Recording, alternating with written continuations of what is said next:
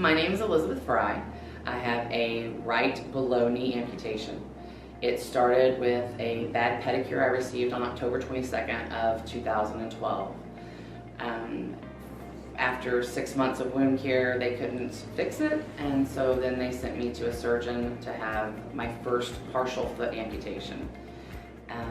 21 days later, I had my second partial foot amputation, and then every 5 to 7 months after that until January of 2018, I was having additional amputations bilaterally, so on both feet.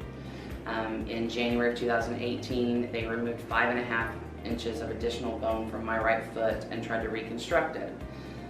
Then in October of 2018, I went septic from infection and went into the hospital, and on November 2nd, they removed my right leg below the knee. It was an experience for sure. After that was when I initially met Matt from Premier Prosthetics. They sent him out to my rehab facility.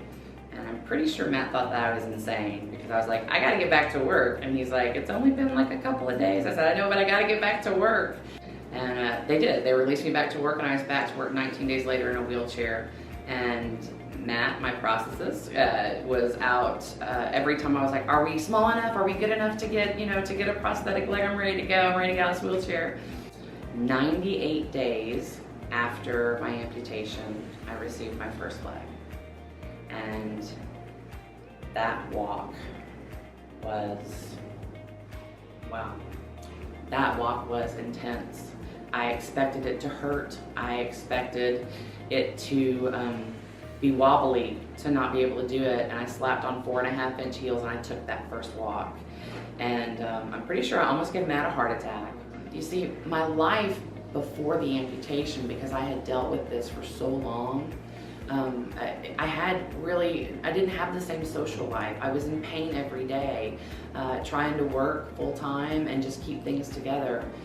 And after the amputation, I remember rolling through the doors of this building the first time and seeing the smiling faces, and it was kind of like coming home.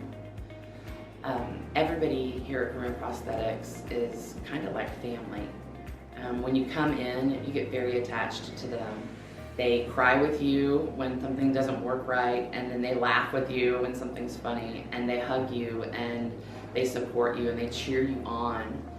So my life after the amputation, when I got my first leg, I made a conscious decision to spread as much positivity in the world as I could, to lend support to other people, to raise money for charities, to do things that I not only didn't get to do before, but they weren't a priority for me because I was so caught up in the surgeries and the pain and everything I was doing from day to day.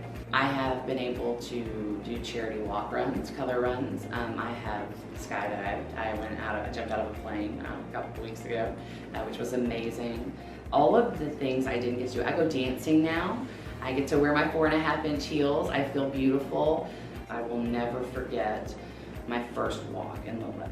And I think everybody in this office, when I took that first walk in 4.5-inch heels, was standing in the doorway videoing and cheering me on, and it was amazing to be able to do that. It was amazing when I tested my first socket. I broke down because it didn't hurt. I didn't tip over.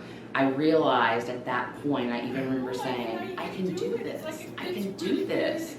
And so then at that point, I decided that I wanted to show everybody this is not a disability. I'm not disabled. I have a handicap.